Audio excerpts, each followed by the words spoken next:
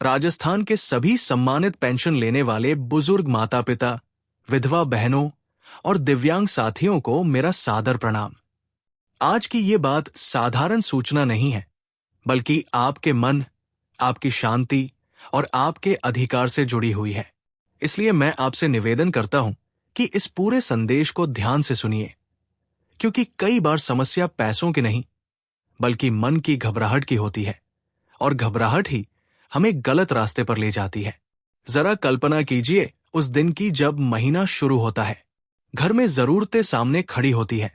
दवा, अनाज, बिल, छोटे छोटे खर्च। ऐसे समय में पेंशन केवल पैसा नहीं, बल्कि भरोसा होती है। ये भरोसा दिल में स्थिरता देता है कि जीवन चल रहा है, आत्मसम्मान बना हुआ है। लेकिन जब किसी कारण से ये भरोसा डगमगाता है, तो मन सबसे पहले डर पैदा करता है। यही डर सबसे बड़ा दुश्मन है। डर के कारण इंसान जल्दबाजी करता है, बिना सोचे निर्णय लेता है और बाद में पछताता है। इसलिए आज की सबसे पहली सीख है, डर को पहचानो, लेकिन उसे निर्णय मत लेने दो। जब कोई समस्या आती है तो दिमाग दो रास्ते देता है, घबराना या समझना। घबराने पर मन बार बार वही सोचता है कि अब क्या होगा, कहीं पैसा बंद न हो जाए, मैं किसके पास जाऊं। लेकिन समझने वाला मन पूछता है, कारण क्या है, पहला कदम क्या है, मुझे किससे बात करनी चाहिए। आप तय कीजिए कि आपका मन कौन सा रास्ता चुनेगा। अगर आप पहले से तय कर ले कि समस्या आने पर मुझे शांत रहना है, तो आधी लड़ाई वही जीत ली जाती है। अब मैं आपको एक मानसिक तरीका बताता हूं जो बहुत काम आता है। जब भी चिंता बढ़े, अपने आप से 3 सवाल पूछिए। क्या ये समस्या स्थायी है? क्या इसका समाधान संभव है? और क्या मैं अकेला हूं? जवाब मिलेगा, नहीं, ये स्थायी नहीं है। हां, इसका समाधान है। और नहीं, आप अकेले नहीं हैं। लाखों लोग इसी व्यवस्था में हैं और समाधान मिलते हैं। ये सोच मन को मजबूत बनाती है। अब बात व्यवहार की। मनोवैज्ञानिक रूप से देखा जाए तो जो लोग अपने काम का लेखा रखते हैं, वे कम घबराते हैं, क्योंकि उन्हें पता होता है कि कब क्या हुआ। इसलिए एक छोटी सी आदत डालिए, हर महीने का हिसाब लिखिए। कब पैसा आया, कितना आया, किस तारीख को आया। अगर किसी महीने देरी हुई तो वह भी लिखिए।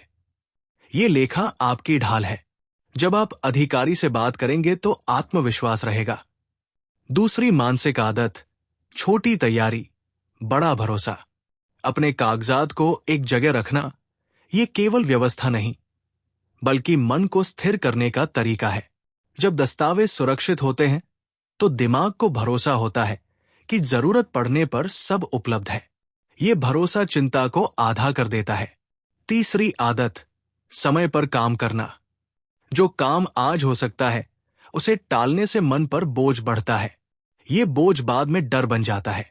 इसलिए जैसे ही कोई जरूरी प्रक्रिया सामने आए, उसे प्राथमिकता दीजिए। काम पूरा होने के बाद जो सुकून मिलता है, वही असली राहत है। अब मैं आपको एक कहानी सुनाता हूं। एक बुजुर्ग व्यक्ति थे जो हर काम टालते थे। उन्हें लगता था कि अभी समय है। एक बार एक छोटी प्रक्रिया छूट गई और पेंशन रुक गई। तब वे परेशान हो गए। बाद में उन्होंने सीखा कि समय पर काम करने से मन शांत रहता है। ये कहानी हमें सिखाती है कि टालना असली समस्या है, न कि काम। अब मन की मजबूती की बात। जब भी आपको लगे कि स्थिति कठिन है, अपने आप से कहिए, मैं सक्षम हूं, मैं समाधान खोजूंगा, मैं धैर्य रखूंगा। ये वाक्य मन को दिशा देते हैं। मन जिस दिशा में सोचता है, शरीर उसी दिशा में काम करता है। एक और महत्वपूर्ण बात, दूसरों से जुड़ाव।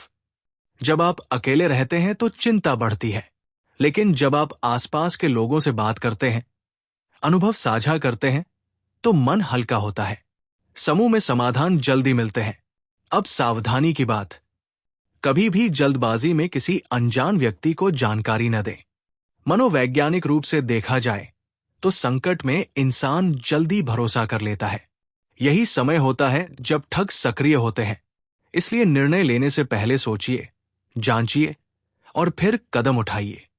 जब समस्या आती है तो उसे चरणों में सुलझाइए। पहला कारण पता करना, दूसरा दस्तावेज तैयार रखना, तीसरा संबंधित जगह संपर्क करना, चौथा लिखित प्रमाण लेना। ये क्रम अपनाने से मन भी व्यवस्थित रहता है। अब अंत में एक बहुत महत्वपूर्ण मानसिक उपाय। रोज कुछ मिनट शांत बैठकर गहरी सांस ले और सोचे कि मैं सुरक्षित हूं, मेरा हक सुरक्षित है और मैं सही कदम उठाऊंगा। ये अभ्यास चिंता को कम करता है। याद रखिए, पेंशन केवल सहायता नहीं, आपका अधिकार है। इसे सुरक्षित रखने के लिए धैर्य, सावधानी और मानसिक मजबूती जरूरी है। आप मजबूत हैं, सक्षम हैं और समझदार हैं।